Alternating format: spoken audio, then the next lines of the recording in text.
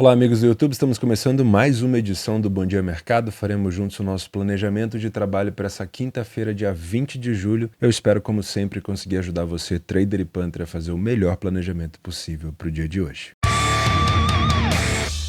Temos mais uma quinta-feira de grade bem reduzida. Quando é assim, qual que é o nosso principal objetivo? Fugir das pegadinhas e tentar ao máximo não perder dinheiro, tá? Principalmente em competições onde a gente não tem tanto conhecimento. Então, a primeira coisa que a gente tem que pensar é, antes de ganhar dinheiro, não perdê-lo, tá bom? Então, tentar evitar as pegadinhas é o nosso objetivo dessa quinta-feira. Temos o início da Copa do Mundo Feminina, isso é muito interessante, eu acho que pode oferecer pra gente oportunidades nas próximas rodadas. Eu te aconselho, nessa primeira rodada, ficar de olho nas seleções favoritas, como elas estão desempenhando, principalmente agora que elas vão pegar provavelmente seleções ali mais acessíveis, mais fracas, como que tá sendo o jogo, quem são as melhores jogadoras. Óbvio, se você for trabalhar, tá? Eu não traçaria nenhuma linha, eu não faria nenhuma precificação agora de início, porque sempre tem alguma zebra, alguma seleção que não desempenha tão bem. Então, para as próximas rodadas, pelo menos para a segunda rodada já vai ser interessante, tá bom? Então, nosso objetivo hoje vai ser encontrar oportunidade numa grade fraca e tentar evitar as pegadinhas para não perder dinheiro. Nosso foco vai ser a Copa da Argentina, fase de 16 avos, e os playoffs da Copa Toto de Israel, onde o Beersheva enfrenta o Tel Aviv, e eu vou mostrar para você a primeira pegadinha que a gente já pode ter por aqui. O que eu espero de você? O seu like no vídeo e a sua inscrição no canal se você não for inscrito ainda, beleza? Posso contar com você? Então, vamos embora. O nosso primeiro foco vai ser aqui nos playoffs da Copa Toto, que no Flash Score está marcando como final. Perceba aqui, ó, final, eu fui até aqui na parte de sorteio e realmente está marcando como final do campeonato, porém não é uma final. Deixa eu tentar te explicar mais ou menos como funciona, não vai mudar muito a tua vida, mas eu prometo que eu não vou fazer você perder muito tempo, tá? Como é que funciona a Copa Toto? É dividido em dois grupos de 5 equipes, norte de Israel, sul de Israel, tá? Então são 10 equipes, 5 para cada lado. O vencedor de cada grupo, ele vai para uma semifinal. Eles não se enfrentam, tá? Eles vão para uma semifinal. Quem são os concorrentes dessas equipes que ficaram líderes dos seus grupos, respectivamente? Em Israel nós temos algumas outras competições. Por exemplo, a Copa do Estado, chamado de State Cup, que foi vencido pelo Beitar Jerusalém. Guarda esse nome. A segunda Copa é a Supercopa de Israel. A Supercopa de Israel é disputada entre o campeão da State Cup, o Beitar Jerusalém, e o campeão do campeonato de Israel, que foi o Maccabi Haifa, certo? Então, Maccabi Haifa e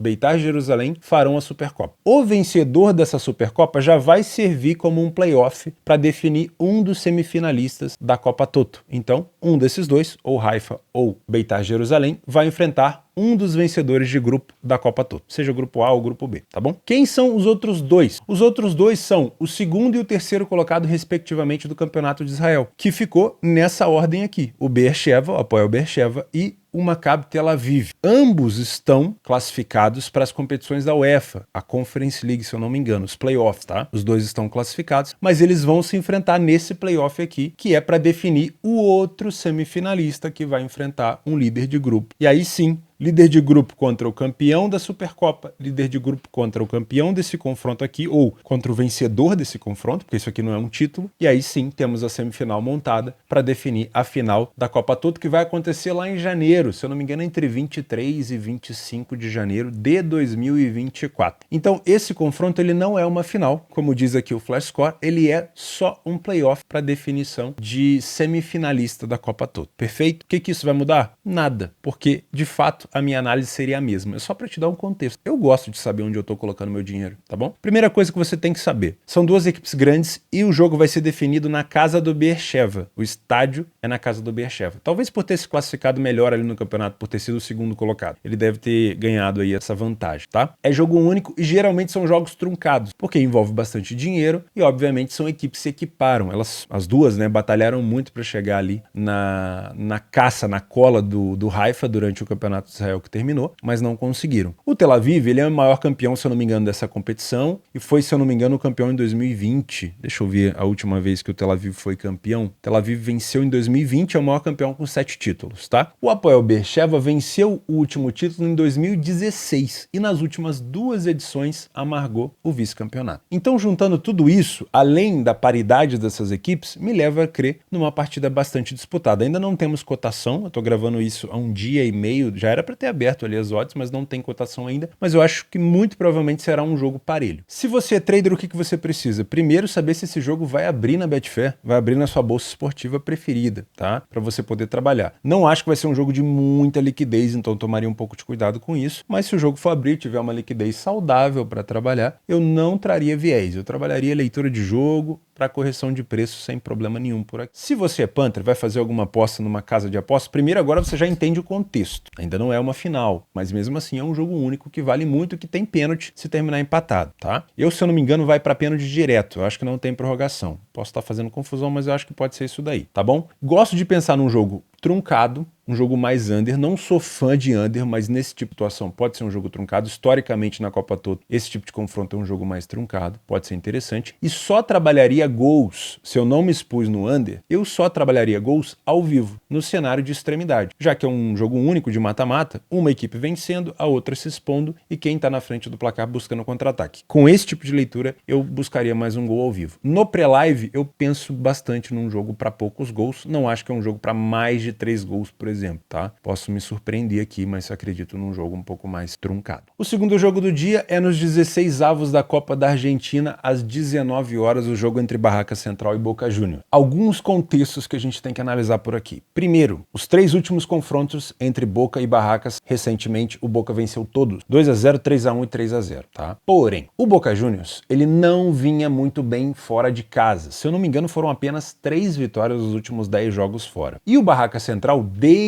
então, melhorou muito defensivamente. Tem sido uma pedra no sapato para River, para Argentino Júnior, para São Lourenço, para Rosário. Por quê? Porque é uma equipe que melhorou muito a parte defensiva, mas principalmente forte no seu estádio. Se eu não me engano, perdeu apenas 2 das últimas 13 partidas em casa. Esse jogo vai ser numa localização neutra. É mandante, né? Joga entre aspas como mandante, mas é uma localização neutra. Então não vai poder contar com o seu caldeirão ali, com o apoio da torcida. O campo do Barraca Central é bem pequenininho, é de fato um caldeirão. E outra coisa que a gente tem que olhar é que o Boca, talvez ele não estivesse tão bem assim fora de casa por desânimo, porque o time do River Plate, que já se sagrou campeão do Campeonato Argentino, abriu uma distância muito grande. Não foi uma grande temporada do Boca. O Boca está longe da fase de classificação para a Libertadores no Campeonato Argentino. Se classificou em primeiro na fase de grupos da Libertadores. Isso aí é de se mencionar, tá? Mas no Campeonato Argentino não foi muito bem, não deu tanto foco assim depois que o River disparou, parece que desanimou, então eu não vou considerar essa fase fora do Boca assim tão ruim, porque eu acho que houve um desânimo. Quando a gente coloca aqui o Boca Juniors fora de casa, olha só, não tem tantas vitórias. Tem a última vitória agora contra o Gimnasia, tem uma vitória ali contra o Argentino Júnior, isso aqui era Libertadores, né? Então, pouquíssimas vitórias. Só que, como eu falei, se a gente buscar aqui, ó, a tabela do Campeonato Argentino. Esse, por exemplo, foi um jogo com muita polêmica do União Santa Fé, teve um gol anulado muito estranho. A distância do Boca para o seu principal rival era muito grande, era bem mais do que o normal. Então eu acho que houve um desânimo no Boca, então eu não posso considerar só o Boca Juniors fora de casa, porque é um estádio neutro aqui, então eu não vou considerar só essa fase ruim do Boca fora. E também não posso considerar essa excelente fase boa do Barraca Central dentro de casa, porque também é um jogo neutro. Só que eu tenho que considerar a melhora defensiva do Barracas desde esse último enfrentamento com o Boca Juniors, tá bom? Se você é trader, mesma coisa da Copa Toto de Israel. Vai à live? Eu não me lembro de ter trabalhado. Vai à live, como eu digo assim, vai ao vivo, vai abrir mercado? Eu não me lembro no ano passado de ter trabalhado essa fase de 16avos da Copa da Argentina. Acho que se eu trabalhei foi uma fase mais avançada da competição, uma fase ali mais de definição mesmo, tá? Porém, primeira coisa que você tem que saber é se o mercado vai abrir. Então, se houver mercado, se o mercado de fato tiver uma liquidez decente, dá para trabalhar. Gosto de pensar num jogo, mesmo eu tendo aqui um Boca Juniors favorito, gosto de pensar num jogo com respeito ao Barracas Central. Só que, como o Barracas melhorou muito defensivamente, se ele tomar a iniciativa de ficar muito compacto lá atrás, a gente pode ter um Boca dominando o jogo de fato, né? Tendo ali uma imposição e você, como trader, pode trabalhar essa estabilização do mercado do Boca Juniors. Se você é punter, eu gosto de 2 cenários. O primeiro já dá para pensar no pré-live, que é um empate anula do Boca, tá? Seria melhor ainda se você trouxesse pro ao vivo, porque aí você ia perceber qual é o comportamento do Barracas Central, que é um bom time de bola aérea, pode complicar o Boca nesse fundamento, mas imaginando que o Boca Juniors possa ter desanimado do Campeonato Argentino e vá focar nas Copas, provavelmente vamos ter imposição do time favorito por aqui, e esse empate anula pode ser interessante. O segundo cenário que eu gosto é o mercado de gols, mas eu só trabalharia em extremidades ao vivo, ou seja, o Barracas perdendo o jogo por 1-0, indo pra cima igual um maluco e vendo o Boca contra-atacar, e você entendendo que o Boca quer contra-atacar, e não só passar o tempo, né? Não adianta o Boca Juniors estar na frente do placar e tá tocando bola, aí na hora do contra-ataque tenta arrumar um escanteio, mas não tá muito afim de ir para dentro da área. Isso no ao vivo, se você encontrar um Boca Juniors aproveitando espaços, quando já estiver vencendo, pode ser uma situação para você buscar mais um gol. No pré-live eu não vou te indicar mercado de gols, porque pode ser um jogo mais truncado. Enquanto o jogo tiver 0 a 0 ou enquanto o Barraca Central, por exemplo, abrir o placar, você muito provavelmente vai continuar tendo um jogo truncado. O Barracas é uma boa equipe defensiva e ele só vai se desorganizar se ele estiver atrás do placar. Então, para buscar gols aqui, eu só te indico um cenário ao vivo. No cenário pré, pode até ser um jogo under, tá? Diferente dos últimos jogos que eles fizeram aqui, por exemplo, 3 a 1 e 3 a 0 quando o Boca foi visitante. Lembrando, é jogo de estádio neutro. Concordo com o favoritismo do Boca, mas vai encontrar uma defesa mais sólida do que das últimas vezes que eles se enfrentaram. Às 22 horas ainda na Copa da Argentina, fase de 16avos, o atual campeão da Argentina, River Plate, enfrenta o Talleres, que é o atual vice-campeão. Pode ter alguma alteração nessas duas últimas rodadas, mas o Talleres disputou com o River ali até onde deu, tá? Nesse momento, na Copa da Argentina, a gente tem jogo único e confronto em localização neutra. Então nós não temos o River Plate utilizando sua força absurda dentro do Monumental, né, que tem levado cada vez mais torcedores e fez uma festa e faz uma festa absurda, faz um caldeirão muito, muito forte. Apesar de ser favorito, de estar embalado, o River Plate vai enfrentar uma equipe que historicamente complica bastante a sua vida. Nos últimos 10 confrontos entre eles, o Talleres venceu 7. 2 a 1, 1 a 0, 1 a 0, 1 a 0, 3 a 1 aqui no amistoso, 4 a 0 e 3 a 2. Então não me parece ser um adversário inofensivo, muito pelo contrário. Inclusive, da última vez que eles se enfrentaram na Copa da Argentina, a gente teve o Talleres vencendo por 1 a 0. Então não me parece de fato ser um adversário tão fácil de se enfrentar, tá bom? Se você é trader, apesar do bom momento do River Plate, eu tomaria muito cuidado. Pode ser um jogo mais estudado, pode ser um jogo mais complexo e é um jogo de localização neutra. Então existe sim a possibilidade de você ter um River Plate empurrando o Talleres para trás, se impondo muito para você trabalhar contra o não favorito, mas também existe a possibilidade do Talleres complicar bastante a vida do River, não deixar o River tocar tanto a bola, fazer um jogo um pouco mais disputado e isso pode complicar um pouco a vida do favorito. Trabalhar contra o River Plate, eu não te aconselho tanto, porque o River tem um bom contra-ataque e pode complicar um pouco ali a sua posição. Ficar manejando posição o tempo todo pode ser complexo. Se você vai trabalhar numa casa de aposta, eu gosto do primeiro cenário, de menos de 4 gols. Acho que pode ser um jogo mais tendencioso a ser truncado, muito por conta da rivalidade que eles têm travado nos últimos confrontos e pelo fato do River ter sido campeão,